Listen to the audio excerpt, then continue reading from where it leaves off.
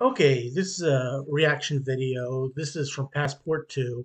What is Germany's outdoor obsession in Americans' perspective? Well, let's take a look. This is Passport 2. I've done the videos from them before.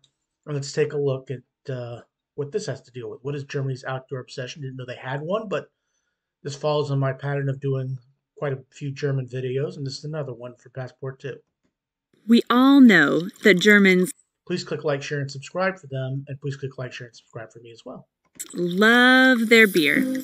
Yes, they do. They are passionate about their Wurst, and foosball is like a religion to them. Football, not foosball. Well, maybe they call it foosball. I don't know. But there is a German passion that is one of our favorite things about living here in Germany. Must be going outdoors. They must love the outdoors. I can understand why they love the outdoors in Germany because it is very, very beautiful there.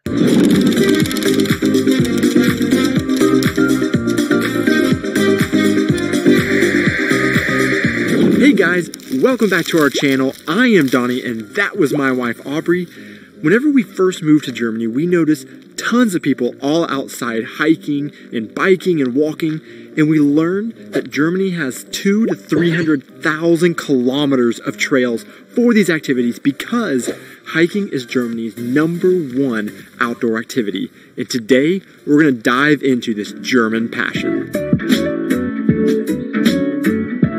Again, that doesn't surprise me a whole lot because, like I said, even though I didn't do I did a lot of walking in Germany, don't get me wrong, but I didn't find any trails or hiking. It's something I do like to do.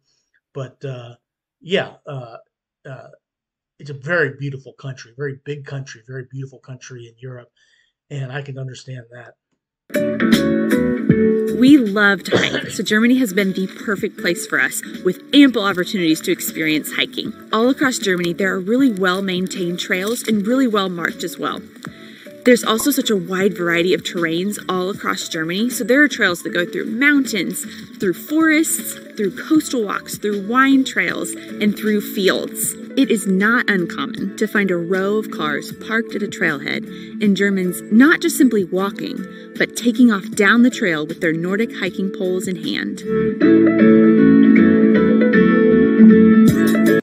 Yeah, there it is. Now, since I can't read German, I don't know what they're saying there, but it's pretty much what you need. You know, I've seen people do that in America before as well. I saw them do that out west, actually. Not a lot, but I did see some people do that. Because hiking is so popular in Germany, you often find facilities along all the trails, like benches, picnic tables, shelters, and our favorite, observation towers. Yeah, and I would imagine those are just to stop and rest if you want to. But that's actually pretty good. I mean, when I was in Cologne, not an observation tower, but the cathedral there in Cologne was a great marker. So if you got lost, because it was right by the train station, if you got lost, which we didn't do, mind you, you can go up to find where the cathedral is. That leads to where you need to go. I imagine this has a similar purpose where if you're not sure where you are, you can go up there and get a bird's eye view of it.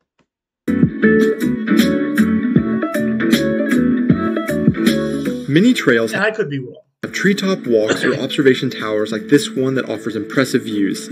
This observation tower began construction in the 1890s and was completed in 1900. Nearly 93 feet up in the tower, hikers can take in impressive 360-degree views of the landscape around and of the city of Kaiserslautern below. And I've been to Kaiserslautern before, and that's actually, I didn't realize that a trail was that close by because we were there for the World Cup, mind you. But yeah, that looks very, very nice.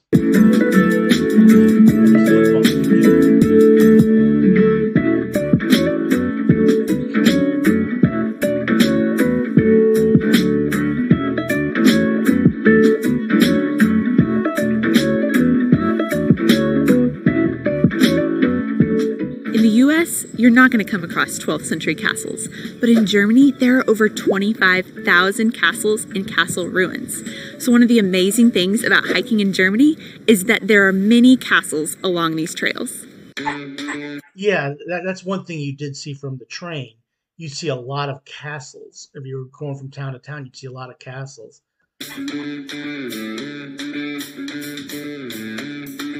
The only castle we have in the United States are a fast food place called White Castle, and they aren't as impressive as this.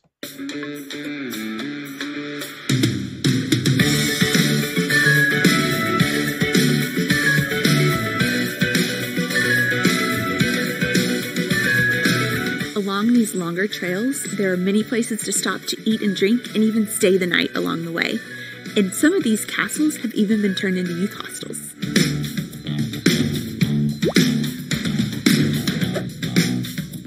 Very nice. Very nice.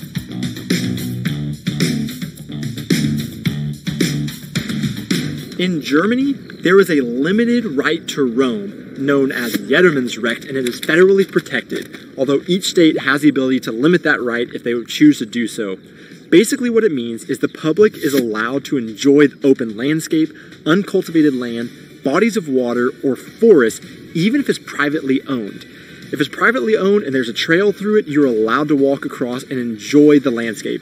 This is different than in the US, where we lean more towards protecting private ownership. Yeah, if there's like a lake or something that's on a private property, you can't just go and enjoy it and anything like that. But that's a little bit of a different thing about it, because I guess if you're in Germany and you encounter a lake, everybody can enjoy it if it's on private property. But teach their own. So if someone owns a big plot of land in the US, you are not allowed to go on that land. This is different in a lot of parts of Europe where you can walk across fields, enjoy people's land. However, in Germany it's a little bit more limited, but it's still such a cool right because it welcomes people out into nature and enjoy the countryside a lot. Yeah, and it's not. It doesn't sound like it's like if I'm in Germany and I walk across a plot of land and it's owned by somebody. If I see like their house, I can't just go in there and go to raid the fridge or anything like that. It just means that if you can walk across the trail, you can enjoy the nature of it. You just there's certain limitations to it. It's not come in and make yourself at home. It's just you can still enjoy it, which is nice. A lot more.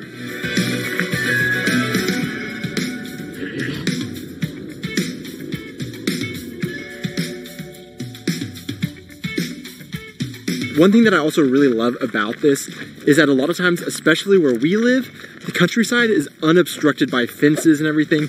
In the US, where we have these private lands, there will be a lot of fences all over to make sure people know where their land is. I think it's because of this right that there aren't these fences protecting everybody's plot of land, but it makes the landscape much more beautiful because it just looks so wild and just open all over. I guess that's also a matter of perspective. I don't have a problem with fences or things like that to keep people out in the United States because that's just the way it is here. But yeah, keeping it open so you can enjoy it, I think it's very nice. Over the place. Oh gosh, there's a farmer picking up manure right now, and it's in the air. It smells so bad. Just get out of here.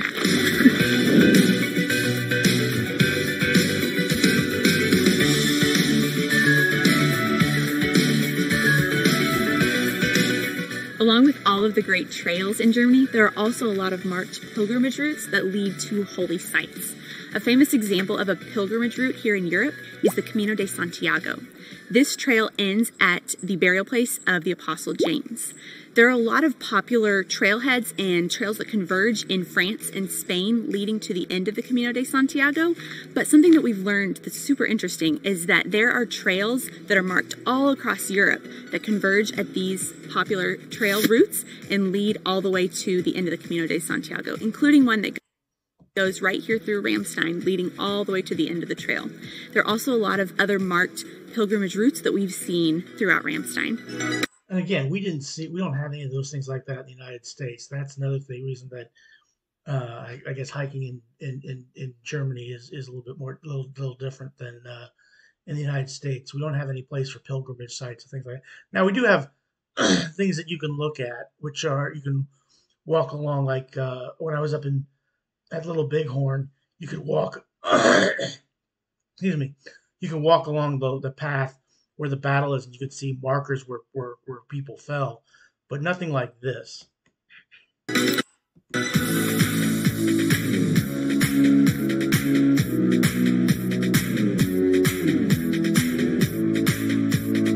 Another one of Germany's trail networks isn't really trails at all, but rather highways with no cars.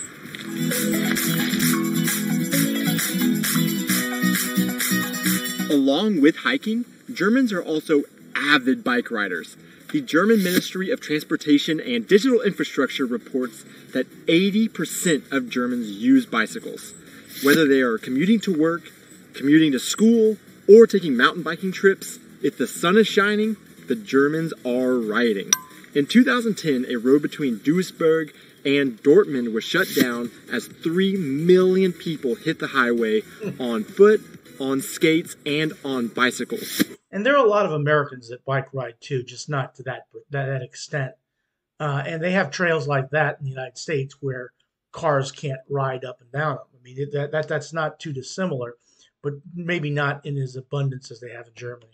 This inspired the Radschnellweg, or the RS1, which will be a completely auto-free bike highway that will be 62 miles long, will connect 10 cities and 4 universities, and is expected to take 52,000 vehicles off the road every single day. And again, that's pretty good. There's nothing wrong with riding a bike to and fro and not having to worry about cars having to get to the side of the road. Ready, set, go! Nope, not going to win. Go, Daddy, go! Not a snowball's chance in hell of you getting beating that plane. Even if you were going down a hill. Tie. Yeah, tie.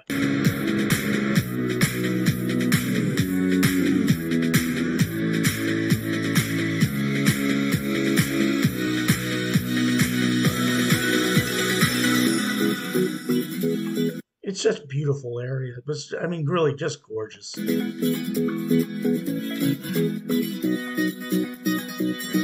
the US, it is very common for families to go on Sunday afternoon strolls around their neighborhood, and in Germany they have something very similar called Sonntagsspaziergang. and this is a Sunday afternoon walk. So in our area of Germany, there are a lot of really small villages that are connected by really well-maintained paths that a lot of times are paved. So you can very easily just walk or bike from one village to the next.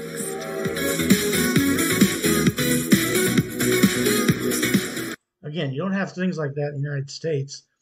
Paths that are connected between towns like that. Made it to the next village.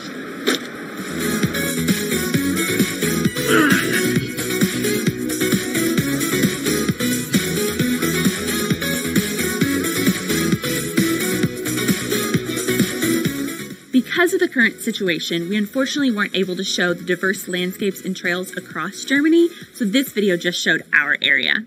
But we're really excited to check out more trails across Germany, so leave your favorite German trails in the comments and we will check them out later. And thanks so much for checking this video out, guys. If you liked it, please hit that like button, hit the subscribe button, and also hit that bell icon so you can be notified every time we upload a new video. We would love to have you traveling with us. Auf Wiedersehen! Okay, now we get to the bloopers, which I'm not going to show. But yeah, that is interesting, what they have in Germany, which is nice. And I didn't get a chance to experience any of that when I was there. But like I said, I hope to go back. I hope to experience that. We do have things like that similar in the United States, like I mentioned, but just not to the extent that they have in Germany.